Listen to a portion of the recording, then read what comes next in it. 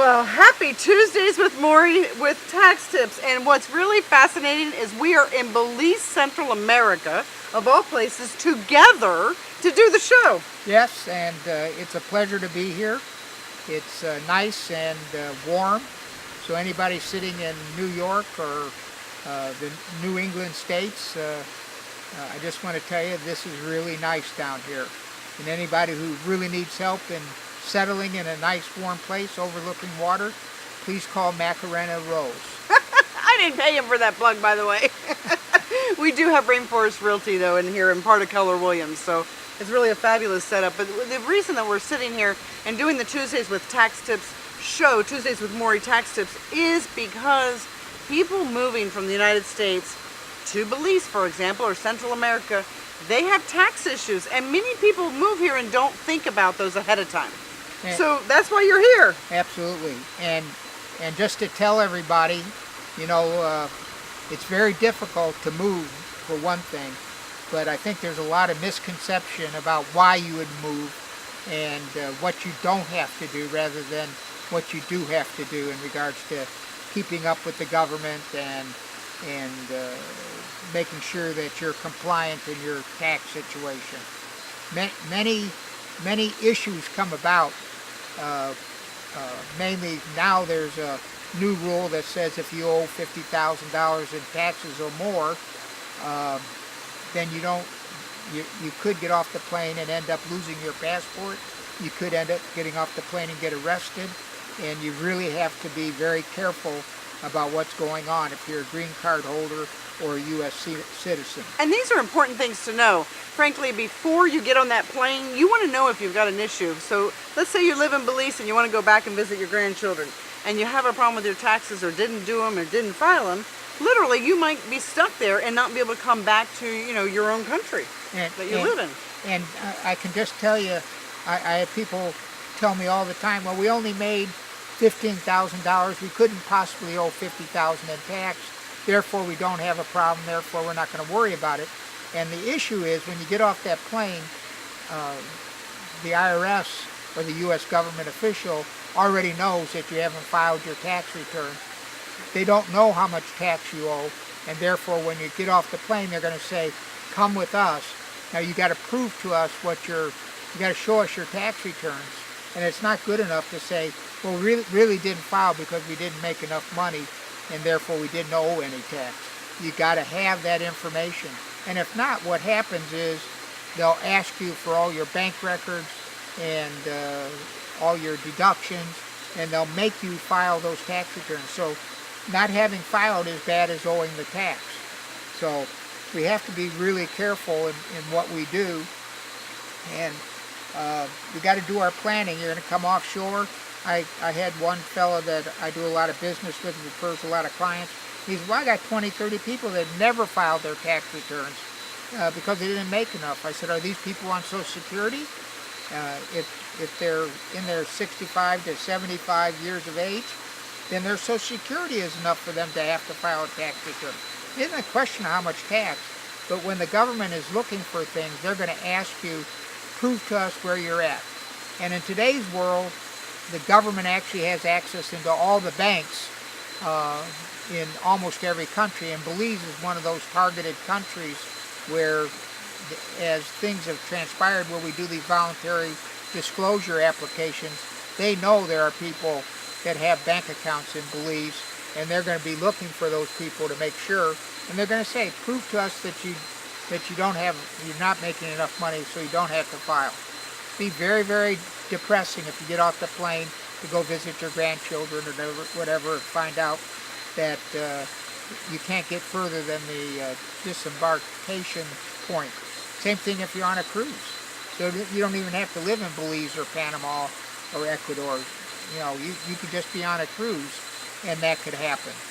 So I just want to tell everybody you got to really be planning, and you really have to be compliant, and you really have to be up to date if you have any ideas of traveling offshore or moving offshore. So, and I know taxes, people start talking about taxes and their eyeballs roll back in the back of their head, and they get, panic attack, and they start sweating, and they get really afraid. And so they don't do anything. And the Right. problem with that is not doing anything and not realizing that you live in a foreign country and you're only making what 15,000 or something, or some on Social Security. You still have to file because it's a requirement from the U.S. government. Even when, for example, I moved to Belize in 2004, you live in a foreign country, you still have to file. So these are why, quite frankly, we do these announcements, the public service announcements, the Tuesdays with Morey Glazer. We do the Tuesdays with Morey is to help you have the information so you don't go later on going, oh, I wish I had known that. And really the issue is, what I find is so many people don't do the planning, they don't think about it because they're out of sight, out of mind, and they don't file, and the government knows they haven't filed, but they don't know how much money that they have made. And no matter where you go, even though all the organizations say, well, gee, you can move offshore and then you don't have to worry about it, but you have to have money to live on. So let's say it's $2,000 or $3,000 a month in interest and Social Security or whatever. I mean, all of a sudden now you are in a taxable situation. So, and then there's penalties for just not. You own a real estate, you own a corporation offshore. I have a fellow in Costa Rica, he owns 2 or 3 corporations. He has to file 5471 tax returns, which recognize the fact that he has foreign corporations. So in general, you might not have to pay any tax, but you still have to file the forms and disclose your assets, your corporations, your bank accounts, whatever it might be. There's a tremendous amount of information that the government now wants in order to make sure that you're compliant. So if you just moved to Belize, for example, or to another foreign country, and you have opened up a bank account, because of course you need a bank account to receive money in and to be able to pay your bills locally, you still have to file the form. And there's a penalty for not doing that, and that's worth knowing. What's the penalty? The civil penalty starts at $10,000. Per account, right? Per account. Per account. Wow. And the real issue is we have clients who had $1 million in account.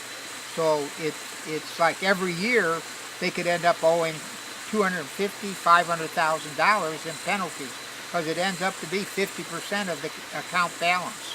So these are big issues. Now the other thing that people have to remember is every country in the world, I believe, I mean, I look at this stuff regularly, I'm going to just make it a broad blanket, like Mexico now has the same FATCA rule where they're requesting Mexican nationals to prove, when they move money offshore, they have to prove that they paid the tax on the money that they're moving. And if not, they have to withhold 25%. In the United States, they withhold 30%. So going and coming from any country, you could end up being in the same situation and have to disclose your account balances, and got to disclose that the money that you're transferring, that you paid the tax on it. So there's a lot of issues that you have to make sure that you're following. It is true, because people get really excited and caught up and they want to move into a foreign country, and I understand that excitement because I did it in 2004 to Belize. But I understand that the fact is you got to stop for a moment. It's similar when people come and look for property here in Belize. I'm like, let's not focus so much on the property in the very first part, because we can find you what works for your parameters.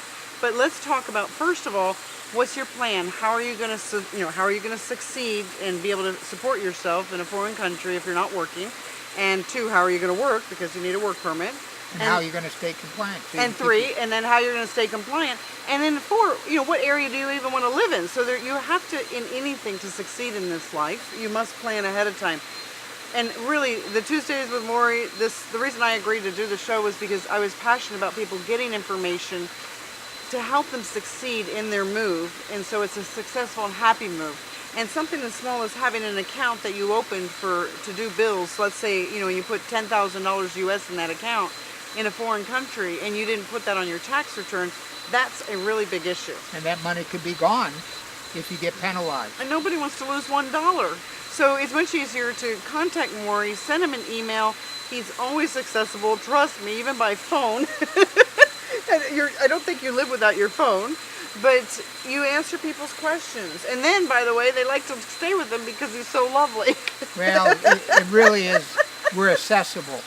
Uh, we we uh, we tend to think that the way to do things is to pick up the phone and answer the questions, review 3 years tax returns, tell you where you're at and what you need to do and what the cost would be to keep compliant, and we don't bill for some of that work because we feel like we need to get people up to speed and make sure they are doing what they need to do and know what that is. We have at least 3 accounts that we're working on that are huge problems because the I.R.S. is not the most efficient group of individuals in the world. Oops, he just said that. And really it's a real problem. We've got a couple cases where we've had it get all the way through to the final audit, because they have to, after they come up with the answer, and we have it cleared, we have it finished, and the I.R.S. is still saying, oh gee, they owe $2,000, or hey, what about this? And we have to go back and prove again that we had done the work that the client had filed, and so it's a big job, but people shouldn't let it go to the point where they're in such big trouble. People who get in trouble, I.R.S., drug enforcement, they tend to want to pick people up and throw them in jail for 90 days and try to figure out who they're working with and who's doing things wrong. So you got to be real careful and make sure that you're being compliant and that you're trying to find out what you need to do so that down the road you're not spending more in legal fees than you would be in your savings. Yes, which makes perfect sense because most people, if they say they don't owe, they know what their situation is. It's not the fact that they don't owe anything, it's the fact of being compliant, that you've filed a return, you claimed if you had a foreign account. It's not like the U.S. wants to come and take that money, it's just they want to make sure that you're being honest, right? And you're claiming it, and if you don't file that return, they don't know that you're being honest. And I've seen this, time and time again. I have learned a tremendous amount of information just in the last probably 2-3 months of working with other people, with you, and our own stuff, of learning of what needs to be done. And it is cheaper to do it the right way the first time. Absolutely. And Much interesting, cheaper. we met one of our clients. Today he's a client. We met him about 2 or 3 years ago, and I said, we got to do some planning. We got to make sure where you're at, what you need to do, and make sure that we get your tax returns done, and make sure that we filed all these international forms, so we can report to the I.R.S. And he's a very successful fellow. That's the good news. The bad news is he didn't listen to me, so we did zero planning, and all of a sudden we're sitting in my office for 3 days trying to reconstruct 3 years of information, trying to just figure out where he's at. And here's a guy who in 18 months sold his business for an extremely large amount of money, and so he owes a lot of money. He took that money, bought a house. It's all very good, but now we've got real serious problems trying to get him back to the point where we can pay the tax and move forward with his life. Very successful young man. So all I can say is planning is everything, and try to make sure that you ask the questions. I understand if you don't want to go to an attorney and give the attorney or the accountant $500 an hour, or we know one that's $25,000 up front, and we know that that people don't want to do that. But when you got someone who says, hey, give me a call, let us try to figure out where you're at, send us 3 years tax returns, let us review, let us tell you what you're going to need to do and how much is it going to cost. And you'd be way ahead of the game rather than waiting for the axe to fall. So please give us a call and let's try to get you up to date. And really, it does make sense because, people that are offering their help come from a place of service, and you certainly come from a place of service and helping communities wherever you are, even, helping sponsor the Keller Williams event, the grand opening in Belize. How wonderful. Well, you're an international client, so we need to make sure that you've done your planning and that you're ahead of the game. Absolutely. So why wouldn't I sponsor it? You have you help a lot of people do the end result. Where do they go? What do they do? What kind of property do they buy? It's my job to take those people and make sure they know what they need to do to make that move. And if you've made the move to a foreign country or Belize, for example, and you haven't done anything, and let's say you've been there 5 years, 10 years, 15 years, and you've taken notice of the information that Morey is sharing, then please contact him, because he can help you. He can help explain how to go back and reevaluate this and claim what needed to be claimed, and including the accounts, you know, whether it had $1 in it or $10,000 or more. This doesn't matter. You still had to file that form, right? Well, if you have over $10,000 in your account, foreign account, during any month during the year, then you have to file the FBAR, Form 114. If you have other investments, you might have to file Form 8938 to discuss tax or whatever. Also, if you have a foreign corporation, you're going to have to file 5471, which explains the kind of business you're in. I find so many people say, well, I got a foreign corporation and I'm not going to pay tax until I take the money out. Well, that's not necessarily the truth. You might still have to report and pay the tax and do some other things in order to make sure you're compliant. It's a real issue. So really, in case of doubt, pick up the phone, call Morey, or email him. Give them their email address. It's mglazer, Glazer, at glazerfinancial.com. Or call me on my cell phone, 469-358-2818. And amazingly, he picks up the phone. Well, I have people that don't understand why on Sunday afternoon, why I would pick up the phone. And my feeling is that if I do it on an ongoing basis, the client and myself don't end up with Monday being a disaster when there's 20 people calling me. I'd rather pick up the phone on an ongoing basis, and I can take care of a lot of it without getting myself into a deep mess on the operations side. I got 30 employees, so we can take care of a lot of people. And we do. Yeah, it's a great point of contact to call him first, because he'll figure out who to send you to, or just answer your question right then and there, which is quite lovely. You know, I'm an international realtor expert. That's my professionalism. I am not a tax expert, so when I have somebody I'm working with, I say, listen, I need you to call Morey, because he can answer that question, and he'll pick up the phone, so it's quite handy. Yeah, I don't hesitate, so please call. Well, I hope you've enjoyed today's Tuesdays with Morey Tax Tips. I'm your host, Macarena Rose. It's a privilege and honor to be here and to help you have information that we really believe you need to have and follow. Thank you. Absolutely. It's a pleasure. And thanks for coming all the way to Belize to do this show. My pleasure. Thank you, viewers. Have a wonderful week. May the rest of your day be the best of your day.